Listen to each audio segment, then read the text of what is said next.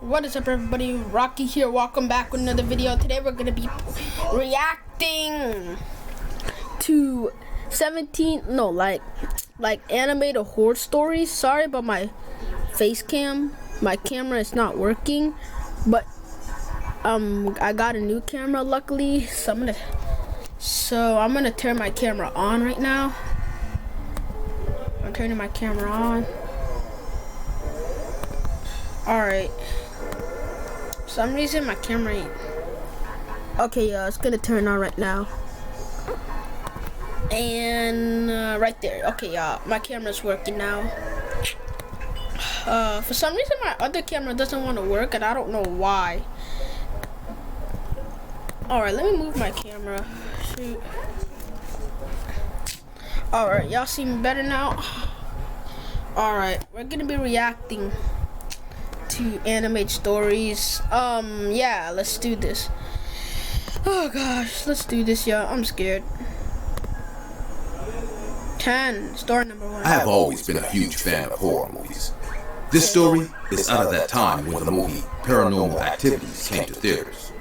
I went to watch the movie with two of my friends, James and Andy. Needless to say, we were thrilled after watching this movie. The concept of moving into a house and witnessing supernatural occurrences gave us an adrenaline rush. One evening, Andy and I went to James's house for a sleepover. We were chilling in James's room. James started to talk about some articles he read online that has claimed haunted houses do exist. Wait, what? I was sitting near his bedroom window and smoking when Andy said,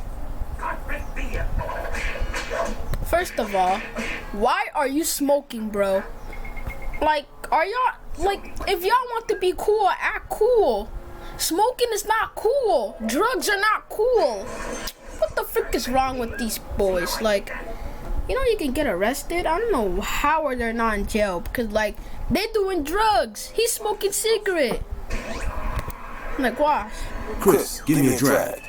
I passed the cigarette to him and said, I have also read such articles. I wish we could visit a haunted house. Andy exhaled smoke out of the window and replied, Who says you can't? And started smiling with mysterious eyes. Oh. James said in a surprised voice, Oh, you're dead. What do you mean? Andy turned to us and said, There is a house residing near Crystal Lake. It's a half-an-hour drive from our town. Crystal Lake? Crystal Lake? Chill, if I were you, I'll never go there. You know why? Because, do you ever heard of Friday the 13th? The homie Jason would be chopping and killing. Oh, yeah, they're definitely dead. This is definitely a horror story. So they're People dead, say you guys. I'm sorry. That house is haunted. James scratches his head and said, Oh, you mean the Millard house? I was clueless about this place completely, so I interrupted their conversation and said, What house? Who's Millard? James immediately got up from his bed and switched on his laptop. He surfed a few minutes and then said, Yes, I was right. I read about this place. This house has a very horrifying history. Years ago, a man named William Miller lived there. He had a beautiful daughter, but that man was very strict and hardly let his daughter go out of the house. One day, he found out that the daughter was having an affair with their mailman. Mr. Miller got so angry that he lost his senses and pushed his daughter down the stairs. The daughter broke her back and could never walk like a human. Some say she crawled around the entire house at night like a dog. A week after this incident, passersby called the cops complaining about a rancid smell coming from the house. As the cops entered the house, they discovered Mr. Miller's dead body near the stairs. He fell from the stairs and broke his neck. They found the daughter dead on her bed. I smirked and said, What is so horrifying about that? The daughter probably took revenge on her father and later killed herself too? James looked at me with wide eyes and said, Well, I mean, that's As per the forensic report, the daughter died on 20th March, 1 p.m. in the afternoon on her bed. And Mr. Miller's time of death, pronounced 20th March, 1 a.m. at night. There was no sign of forced entry into the house. So yeah, people say the daughter's angry spirit killed her father. Andy said, Want to check out the place? What say? No. James and I agreed to him, and we decided to go to Crystal Lake that weekend. I took my brother's car and we left. You guys are so stupid. You know that's the most. They just made the most They made the biggest mistake of their life. I'm sorry, guys. They're dead. I'm sorry. The guy who's talking, I think, is a ghost. Cause like, they're dead. That place is haunted. In Crystal Lake. In Crystal Lake. They're dead, y'all. There's no way out. I'm sorry. The only way out is just when you turn that car around. I would have said no. If they took me anyways, I'm getting out the car. Left Like, one what are Saturday they evening. doing? We wanted to feel the chills, so we chose to go after dark. I will forever regret this I thought decision. that was a DeLorean, Andy was y'all. right. It took us 30 to 35 minutes to reach there. The place, Crystal Lake, was an appropriate name, as the lake water was reflecting the entire starry night sky like a mirror. We parked our car near the lake. It was a full moon night. The moonlight was flooding all over the place. The Millard house was standing like a giant on the other side of the lake. Oh my god. We didn't know that. To How reach is the that? house, How that we house have to cross still the lake. exist? Luckily, That house was there like were two small boats tied to the wooden platform of the lake. Oh, The ambiance around us was looking I would have very been sweet. shaking at that point. Due to the vast open area, we could hear each and every sound. The crickets chirping, the hollow wind passing by, and the churning water waves in the lake. James locked his car, and we got onto a boat. James and I started to paddle the boat while Andy fixed our flashlight. When we reached the opposite side of the lake, the house appeared way scarier than it did before. The broken windows were hanging as if they would fall at any moment. Weeds had grown all over the walls of the house. There was no sign of light coming from the house. We stepped on the house I'm porch sorry, y'all. and I'm pushed sorry, the y'all. main I'm too door. scared. I'm too scared The to main watch door this. opened. I'm sorry, y'all. I'm sorry. I can't watch this. Psych, I'm watching it. What? Well, you guys already knew. I think I tricked y'all, right? I said I wasn't gonna watch this. But with a loud creaking noise signifying no human being entered here in decades. Andy flashed the light inside, and almost a colony of bats flew overhead, scaring the shit out of us. I know. I said in a tense voice, "Guys, are you all sure about this?" Andy replied, "Come on now, stop being a kid." James and Andy got inside, and I had to follow I them. don't care what y'all say. The entire house was in darkness. The only source of light was our one flashlight. You know what? The guy and the pale in front is moonlight dead, coming bro. out of the Calling broken me. window. He's We dead. realized we are standing in the living room of the house and noticed a huge stairway lying in the middle of the room. James said in a low voice, "This is the stairway from where Mr. Miller fell down and died, breaking his neck." Cobwebs and dust were surrounding all over the house. This place is I even old. saw a few They're bats dead. hanging from the ceiling of the house. Oh. Andy flashed his light towards the left corner and said in a mocking voice, "Check this out, guys."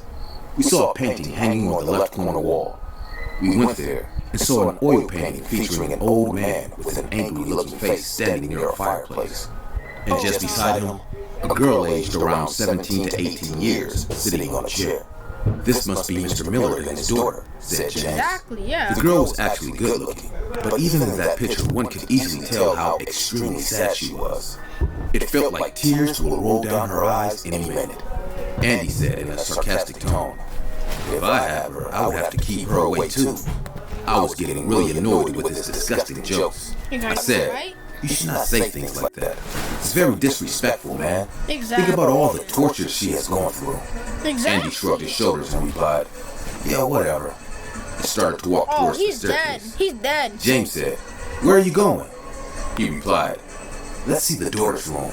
We have come so far not to roam around the house for a You're while. gonna see a dead body. It's anyways obvious there's no That's a- ghost here." I know. I'm just James gonna see a started dead following body him on the too. bed. I turned around to go with him too, Body. but just then, I felt like I heard a giggling sound. I stopped and said, "Guys, did you hear that?" James said, "Hear what, Chris?" Get Before I out! could tell Oh, what I it's just too late. You experienced, guys are dead. I heard It's Andy over. say Get from out. upstairs, "Come on now, dead. enough You're with dead. your girly tantrums." You're dead. I felt very insulted and decided not You're to speak a dead. word to Andy. As I walked I'm sorry, you're upstairs, dead. I heard the wooden stairs You creaking out. with the You out. pressure You of my can feet. knock. You can. After reaching upstairs, knocked I saw out. James and Andy standing in front of a closed door. I asked, "What's wrong?" James replied while turning the doorknob, "I think the door's jammed. It's not opening."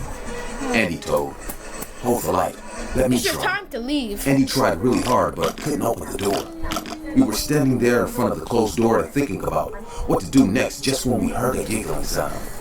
Everyone got shocked by the sudden sound. I said in a panicked voice, James, I've heard this sound downstairs. I think we should leave now. Yeah. We had enough, guys. Andy flashed the light all over, but we couldn't see anyone. Then he said in a curious voice, maybe the sound is coming from this room. I don't know if you will believe me or not, but suddenly, the doorknob clicked on its own and the door opened. We immediately looked at the room. It was an old, dusty room. There was a small, torn-out, dirty bed lying in the middle. The pale moonlight coming from the window made the room quite visible to our eyes. We were about to step into the room when we heard the giggling sound again. It was the sound of subdued laughter of a female voice. The hair at the back of my neck stood up. I said in a whispering voice, guys, let's go. Suddenly, James pointed out on the side of the bed facing the window and said in a scared voice, What? What is that, Andy? I felt as if a dog-like creature was sitting near the window, but it was too dark for us to see things clearly. Yo. Andy pointed the flashlight into that direction, and our blood turned cold. There was a girl on the ground near the window. She was standing like a frog. She was facing the ground. I'm For a moment, none of us could utter a single word. It was as if all of our hearts stopped at the very moment, and we can't move anymore. The girl lifted her face, and the flashlight started to flicker. We couldn't see her face clearly due to the flickering, but then the light kept switching on and off for no reason. And with every flash of light, we could see the girl's vicious face with a changing expression. With the first flash, we saw her sad face. With the second flash, we saw a huge ear-to-ear smile on her face. With the third flash, we saw her expressionless face with wide eyes as if she can see through us. We were so shocked that we almost forgot to run. Just then, the girl made the same spine-chilling giggle and started to crawl towards us vigorously like a hungry demon. We all finally got our senses back and started to run for our lives. James and I were in front, and Andy was running behind us. James kept saying, Run, run! Andy was screaming like a 10-year-old saying, Don't leave me here! Please! She is behind me! We reached the main door and turned around for Andy. We saw Andy was almost halfway on the stairs, and the girl was crawling behind him, following him like an animal. Somehow, we all managed to get out of the house and jumped on the boat. Andy dropped the flashlight on the lake in a feat of fear. James and I started paddling like maniacs. Andy was sitting on the boat, facing his back at the house. He got so freaked out that he kept saying, I can still hear her evil laughter. Paddle faster, faster. James and I realized that he is going into shock, because as far as our eyes went, there was no one in front of the house. James said in a low, panting voice, Maybe she can't leave the house. I didn't say anything, just kept paddling. I still don't know how we managed to return home that night. But ever since this incident, news about any haunted place. Yeah, you guys were near death. Dang, okay, y'all. This happened 19 years ago, and it sure as hell was the most frightening and tragic event that has, and will certainly continue to mark me till the rest of my days. I just want to preface this by also telling you that if you're easily disturbed, the story isn't for you. But anyway, on with the story. It was the evening of January the 13th, 2001, and I was at a ski colony with two of my good childhood friends, Josh and Mark. In the colony, we were roughly about 40 kids, ranging anywhere from 8 to 16 years old, and we stayed in a giant hotel for about 2 weeks. Josh, Mark, and I were all 14 years old, and this was our first time ever on a ski colony together. So this dude's 30 or 29 We were all years more or old. less troublemakers and like to get into dangerous situations. But what I'm about to That's tell so you stupid. was a consequence of us going too far.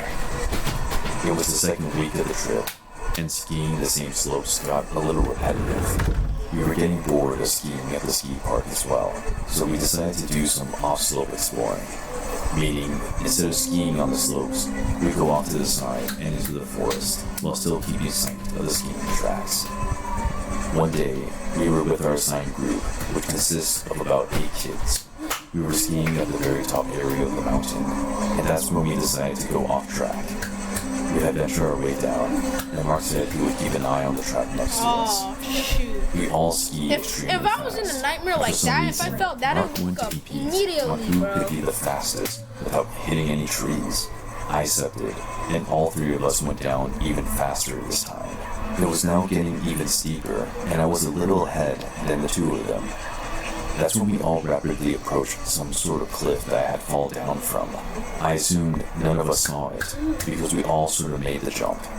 As soon as I hit the floor though, I stopped and looked behind me to see if everyone landed safely, because it wasn't a small jump to make. I saw Josh land right next to me, and he was fine, but Mark landed pretty harshly and sort of lost balance. Josh and I go up to him to check if he's okay, and that's when we realized we lost the track. Josh proposed the idea that we go back up, but it wasn't possible. It was too steep, and anyone who skis knows it takes significant time and effort to walk up a steep mountain in the snow while carrying skis. And besides, the cliff behind us was too tall to climb. We decided to just keep going down, and while we were doing so, That's so turn to the right terrifying, side. bro. We go down slowly this time, Yeah, that and would keep turning definitely to the be. right. Yeah, But if I had a nightmare like that, if I unfortunately, fell, I there's would have just woke up more that to the point. area. As soon as I figure hit out the it's ground, I hopeless wake up. and stop a second Then I time start to make breathing, out a and plan. then go use the bathroom, go Mark back to loses sleep, all bro. hope, and we all more or less tell him that it's okay. But it was now slowly getting dark, and kind of came to the terrifying conclusion that we were lost. Exactly. At this point, we spent a good hour sitting down and talking, and it was seriously getting cold for all of us. We all make up our minds to just keep sliding down, because it would, at some point, lead us to civilization. And besides, we had no choice but to go down. As we slide down, it's getting increasingly darker, to the point where we barely make out what's in front of us. That's when Josh spots out a light in the far distance to the left. As we get closer to it, we realize it's a small, sketchy-looking wooden cabin. We knock on the front door, and as soon as we do, we hear a woman screaming from inside. Yo! What the hell? We all look at each other in shock. After a couple of seconds, we hear a loud bang, and the screaming abruptly stops. Mark She got backs shot. off and She tells got us, shot. maybe this isn't a good idea. Oh, To be you're messing honest, with a killer. We were all freaked out and kind of startled, backing away from the door.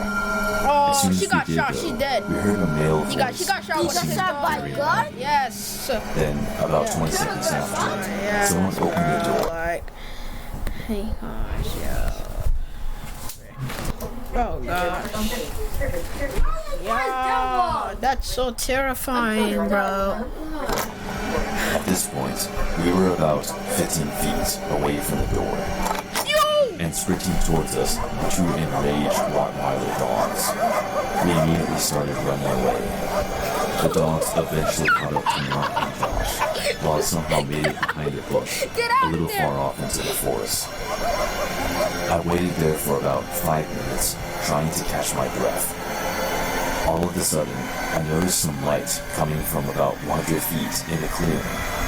I picked up he's a and killer. saw the man walking towards me, seemingly following my footsteps.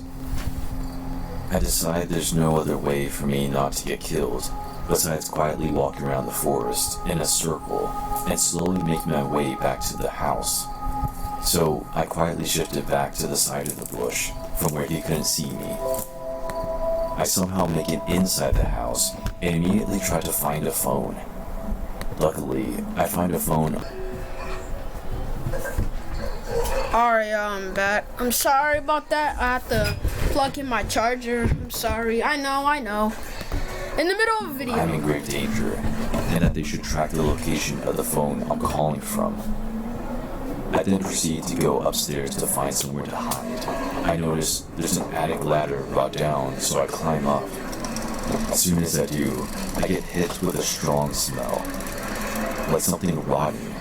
Oh, For that's a some dead reason, body. the That's a light dead is body. on, and I look around for a good hiding spot. That's when, in the far corner of the attic, I first notice a group of flies flying around. Then I see it. It was a dead corpse. It appeared to be a woman, with her face brutally beat up. Dang. Before I have any time to process, I suddenly hear the front door close shut. I quickly hide behind a shelf and hear the guy yelling something along the lines of, "I know where you're hiding, you sneaky f***." I then noticed there's a window right behind me. Fortunately, it was a window built in the slanted roof, meaning I can make it on the top of the roof. I open it, push off the snow, and somehow shove myself through and make it onto the roof, closing the window in the process. A couple of minutes later, I hear the shelf underneath me crash down and a guy cussing. I also hear a helicopter coming from a distance. That's the cops. As soon as I sigh in relief though, I suddenly see the window opening. That's when I remembered I must have put some snow on the attic floor by climbing onto the roof. I quickly keep it shut by standing on it. The lights of the helicopter shine on me, and I see it's now directly above me, with the rope being thrown down. I grab the rope, and right as I do, some object hits my feet, shattering the glass of the window. This guy broke the window. He tries grabbing from my feet, but I'm just out of reach as I climb up the rope and the helicopter goes back up. Okay. I don't want to bore you too much with the details of the aftermath, but Josh was severely bruised, but managed to kill the dog he was fighting with. But Mark unfortunately ended up being paraplegic from the dog chewing his legs while he was knocked unconscious from hitting his head on a tree. The guy trying to kill us allegedly killed his own wife and had a life sentence to prison. We never made it back to see anyone from that colony, though we damn well learned to follow the most simple rules from that day on. Alright, y'all. Well, if y'all... I mean, I guess we all learned an important rule. Well, I mean, I learned something from this video and all that. But if y'all enjoyed this, please leave a like and sub. And I'll see y'all in the next video. Peace.